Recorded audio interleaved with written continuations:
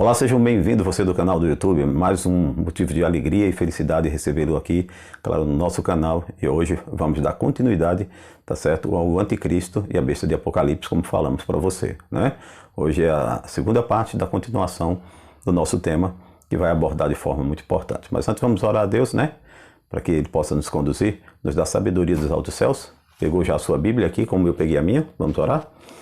Grandioso Deus, eterno Pai, Senhor Jesus, queremos continuar o estudo de Tua Palavra. Por isso precisamos compreender e que Tu nos relembre aquilo que foi estudado na primeira parte, no primeiro episódio, para que possamos agora encaixar o segundo episódio e assim entender os Teus desejos proféticos para a nossa vida.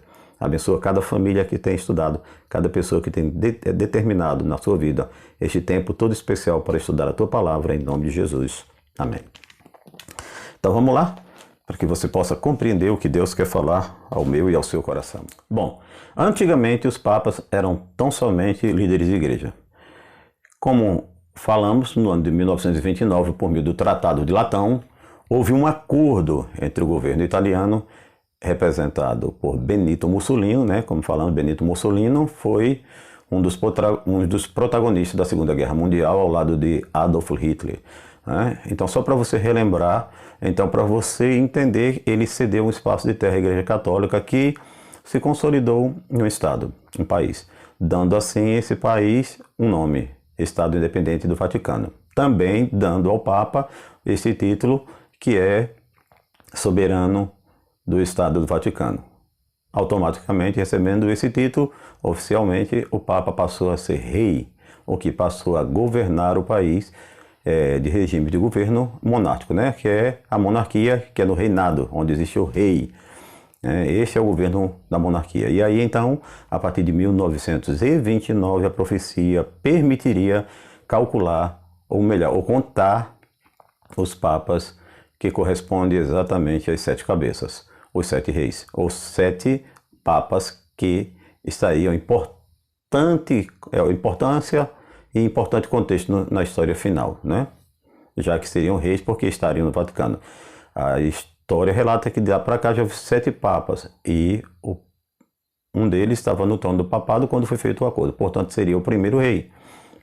Em seguida veio Pio XII e depois João XXIII, seguido por Paulo VI, João Paulo I, né? E o sexto, João Paulo II. Ora, após ele, só poderia ser o próximo, Bento XVI. E a profecia diz então, no verso 10, que os papas são 7 reis, dos quais 5 caíram e o sexto existe. Então, segundo a profecia, né, João Paulo II estaria no poder neste tempo apontado. João ele foi levado em visão até a nossa época, né, até a época de João Paulo II, né, quando ele foi papa. Estão falando sobre isso, sobre o sétimo, aquele que viria depois. A profecia diz que, no verso 10, vamos lá. A profecia fala aqui que o sétimo duraria pouco tempo. Ora, e aí, na informação histórica, isso nos intriga. Logo que assumiu o pontificado em 20 de abril de 2005, foi noticiado que Bento XVI, ele mesmo previu para si um curto reinado. Isto coincidiria com a informação bíblica de que o sétimo Papa duraria pouco tempo. Ora, estaria a Bíblia falando a verdade ou seria uma mera coincidência? No verso 11 de Apocalipse 17, o anjo ainda disse: e a besta que era, e hoje, mas não é, ela também é oitavo, e é do 7 que vai à perdição. O próximo Papa, o oitavo, né, iria à perdição, segundo a profecia bíblica. Ora, interessante notar que neste aspecto há pelo menos alguma coincidência entre a profecia bíblica e a profecia de São Malaquias. São Malaquias diz que é no tempo do oitavo que a cidade de Roma será destruída. E a Bíblia coloca que o último Papa caminha para a perdição. No capítulo 16 de Apocalipse, a profecia também aponta a destruição de uma cidade. Mais especificamente no verso 19. Ele diz o seguinte: e a grande cidade fendeu-se em 3 partes, e a cidade das nações caiu. e da grande Babilônia se lembrou Deus para lhe dar o cálice do vinho da sua ira, ou da sua indignação, da sua ira. E toda ilha fugiu, e os montes não se acharam. E sobre os homens caiu do céu uma grande saraivada de pedras, pedras do peso de 1 talento. E os homens blasfemavam de Deus por causa da praga da saraiva, porque a sua praga era muito grande. Ora, e a profecia de Apocalipse 17 ainda prevê a formação de um novo governo mundial nos últimos dias da história da Terra. No verso 12, nós encontramos o anjo dizendo: os 10 chifres que vistes são 10 reinos, que ainda não receberam reinos, mas receberão o poder como reis por 1 hora, juntamente com a besta. Estes têm o mesmo intento, e entregarão seu poder e autoridade à besta. O governo apontado aqui na Escritura seria um governo que se oporia ao governo de Deus, se oporia ao governo de Deus, os quais os líderes mundiais entregariam seu poder e autoridade a esse que é chamado de besta. Segundo a Bíblia, este seria exatamente o último personagem religioso de importância na história. Mais especificamente, a Bíblia diz que seria o último Papa. Ora, estaríamos nós para presenciar o engano de Satanás, o engano da besta, o qual o inimigo da nossa alma usasse a figura de um personagem religioso para nos enganar? Fosse assim, então, estaríamos todos em perigos, estaríamos perdidos, né? Católicos, protestantes e todas as demais denominações, religiões e fé. Porque o engano desta magnitude poderia realmente, de fato, abranger a todos, né? De uma forma geral. A Bíblia chega a dizer que existem alguns dados dos quais poderiam permitir aos seus servos, os servos de Deus, né, identificar quem seria usado pelo inimigo, fosse este o caso, para enganar a outros. O diabo ele estaria para fazer uma aparição de um grande líder religioso a fim de que o mundo fosse enganado por ele. Esse líder religioso ele teria a função de levar ao mundo, como diz a Bíblia, né, no verso 11, levar o mundo à perdição. Todos os que o seguissem perderiam a sua alma eternamente. E Deus estaria avisando hoje isso, justamente isso para que aqueles que desejassem ouvir, escutar, eles não tomassem um caminho de seguir esse falso líder religioso. Antes, evitassem segui-lo e assim se tornassem aptos para se salvar. Segundo a Bíblia, no tempo do fim, haverá apenas 2 classes de pessoas. O Apocalipse, no capítulo 14, verso 12, fala que, por um lado, os santos de Deus serão os que guardam os mandamentos de Deus e têm o testemunho de Jesus, têm a fé de Jesus, né? Por outro lado, estariam aqueles que não fazem isso, né? E assim o mundo se divide, né? Assim o mundo se dividiria. E no tocante ao último líder religioso, ao último Papa, quem ele seria segundo a profecia bíblica? Quem ele seria? No capítulo 3 de Apocalipse, e no verso 1, é apresentado a mesma besta do capítulo 17. Veja assim, veja o que aqui diz João. E eu me pus sobre a areia do mar, e vi subir do mar uma besta que tinha 7 cabeças e 10 chifres, e sobre os chifres 10 diademas. E o capítulo 13 dá a característica desta besta.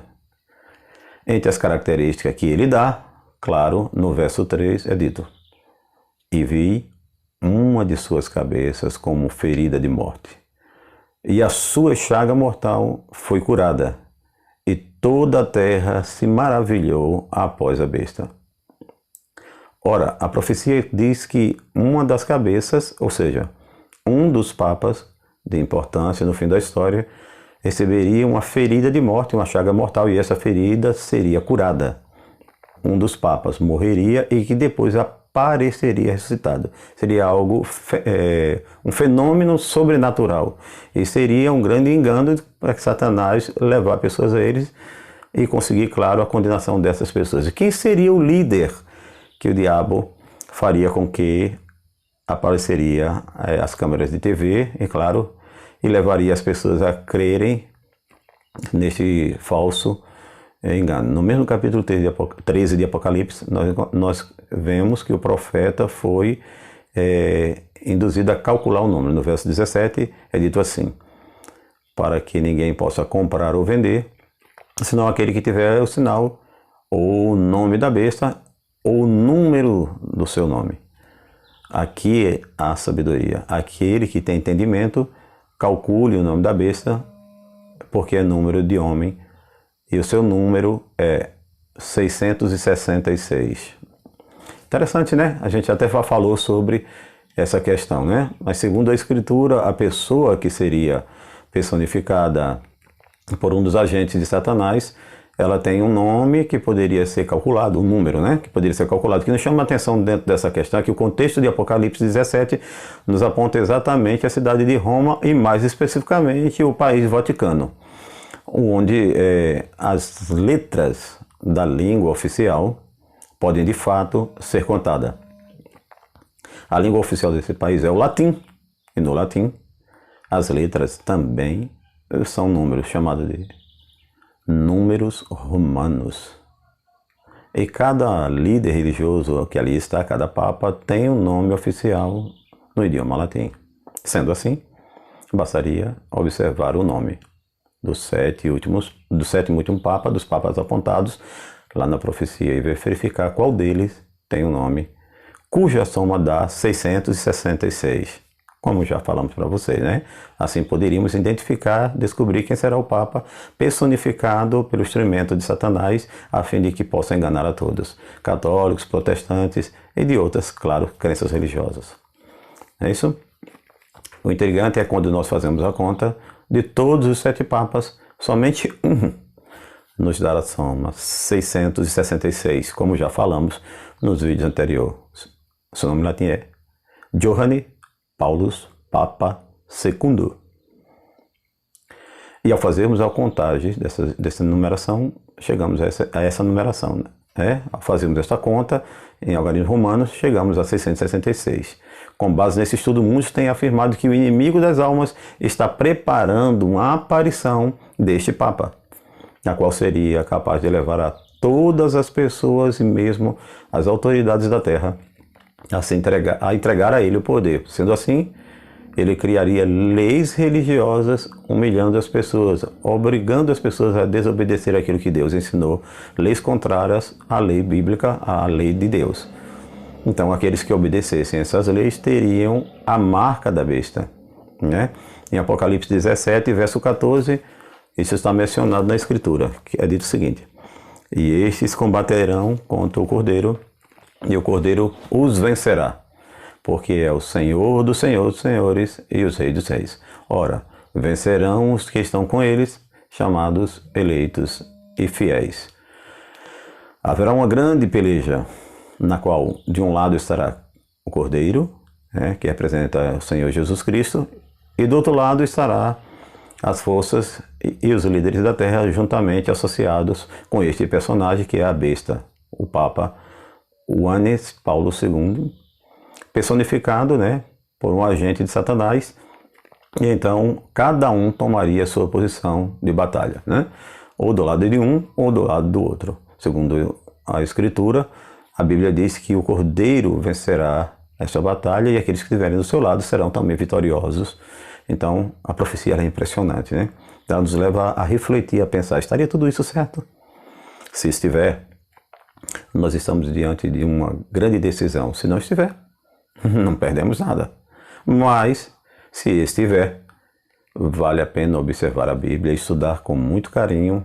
Afinal de contas, quando estudamos, e como já falamos, que a Bíblia diz que no tempo do fim haverão 2 classes de pessoas. Em Apocalipse 14, é dito que uma classe é dos santos e a outra classe é do inimigo. Claro, a dos santos é a classe que você gostaria de estar. Apocalipse 14, verso 12, diz assim: aqui está a paciência dos santos, os que guardam os mandamentos de Deus e a fé de Jesus Cristo. Por outro lado, como falamos, a outra classe está no verso 9, e é dito o seguinte: se alguém adorar a besta a sua imagem e receber o sinal na sua testa ou na mão, também o tal beberá do vinho da ira de Deus, que se deitou, não misturado, no cálice da sua ira. E será atormentado com fogo e enxofre diante dos santos anjos e diante do Cordeiro. Ora, sendo assim, temos que saber, mas temos que escolher o lado certo para não termos a marca da besta. E no lugar da marca da besta, termos o selo de Deus. Entendeu? Nós convidamos a você continuar estudando conosco, porque de fato, segundo as informações que a Bíblia nos diz, parece que estamos caminhando para momentos decisivos da história do mundo. E você, de que lado você está?